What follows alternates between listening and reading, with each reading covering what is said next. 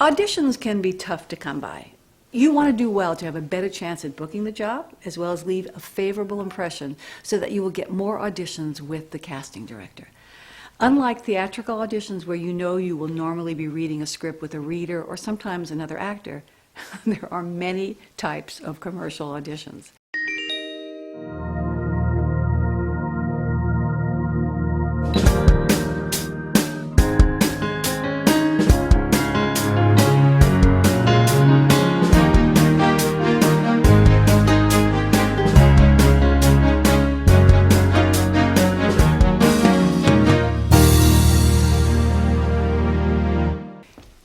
Hi, my name is Carolyn Barry, and I am your commercial master teacher. Today we will address commercial audition preparation. Who better to give you insights and tips on doing your best auditions than our top Los Angeles casting directors? Meet Terry Berland, Danielle Eskinazi, Jeff Gerrard, and Francine Selkirk. There are activity spots, people loading things, walking, climbing, jumping, singing spots, dialogue spots. Sometimes it's a dialogue scene, sometimes you're a host or a spokesperson, improvisational scenes,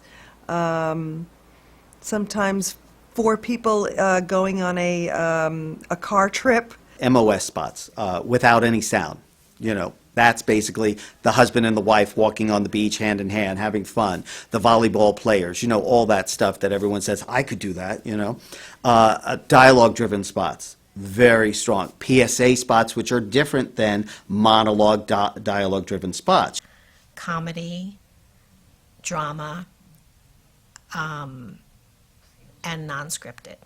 Lots of dialogue. There's the hosting, there's the beer auditions when there's a bunch of wacky guys in a room and, you know, trying to be funny.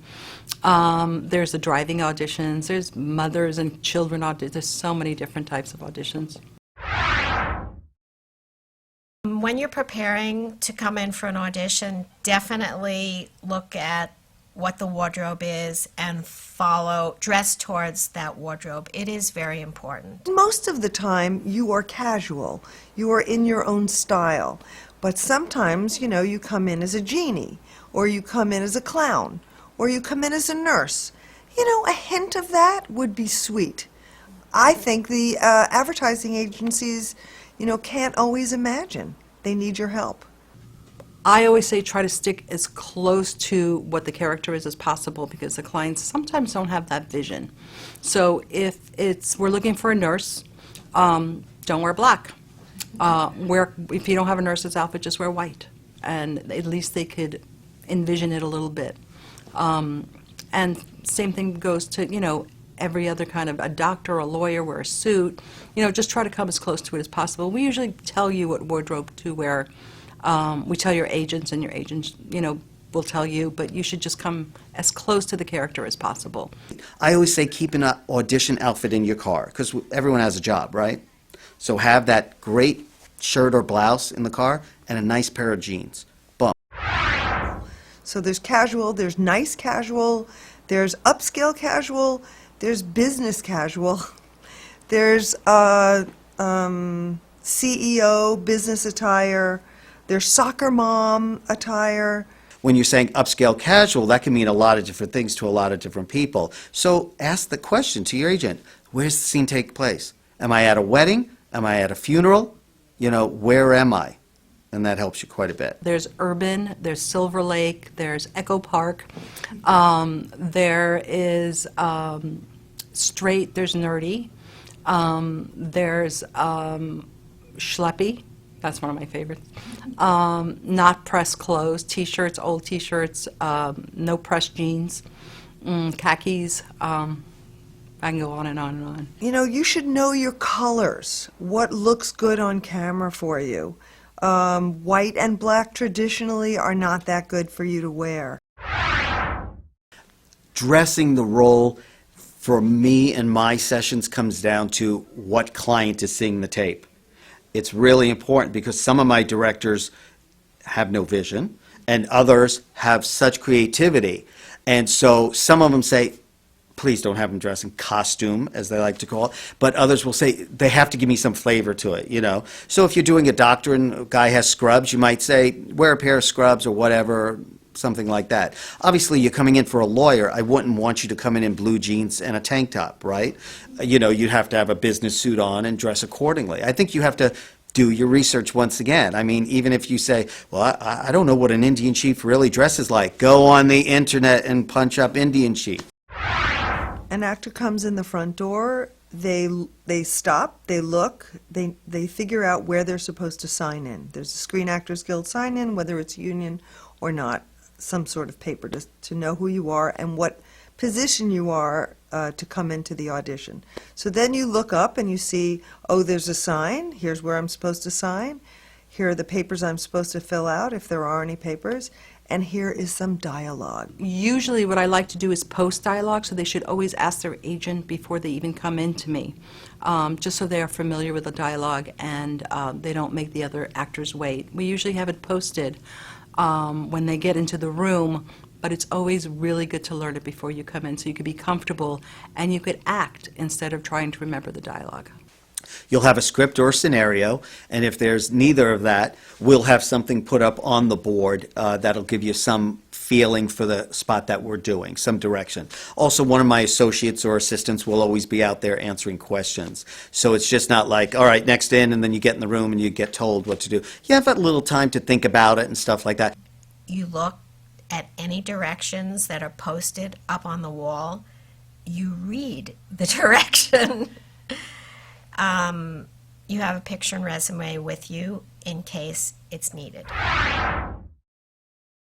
Is when the actor has a 10 o'clock appointment and does not come until 10:30, then I had no one to start my audition at 10 o'clock. 15 minutes is late to me. Many times there are combinations of scenes that I've matched up an entire family, and when there's no wife for the husband to read with, or the children, the parents are late, if we've put a unit together, it messes up an entire schedule. 5 minutes is late for me because sometimes what happens is we have groups of people and they're all different characters, and if they're late, it just holds up everybody. So they have to be on time, and if they're not on time, they should call their agent. Their agent should call us and just let us know. 30 seconds after their audition time, it's late. I try to not only give the dialogue, if there is any dialogue, but tell the actors everything that I know.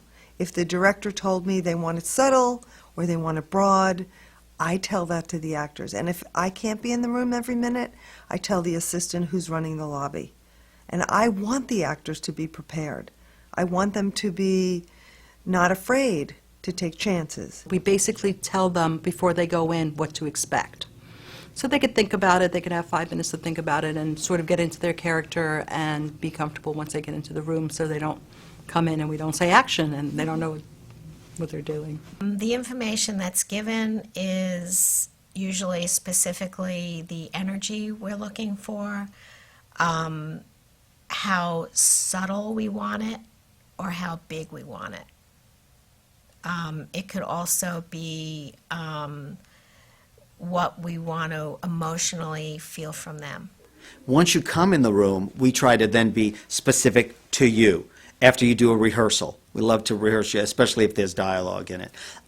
We don't rehearse if it's an improv, if it's a one-liner, if it's a singing commercial, because you've done that all outside. And then when you come in the room, then we'll take some time and adjust after you give me a complete reading of your choices. The tips and insights that these top casting directors have given you should help you better prepare for your commercial auditions. I believe having this insider knowledge will give you an edge in getting more callbacks and bookings. If you have missed any of my previous MTT videos, do check the archives on my MTT commercial page. Also, for more on the craft and business of being a successful commercial actor, check out my CD program, Getting the Job, and my book, Hit the Ground Running. Be sure to watch the other videos of my MTT partners. I promise you that what you will learn from the training videos on our site could make a big difference in your career. See you next time.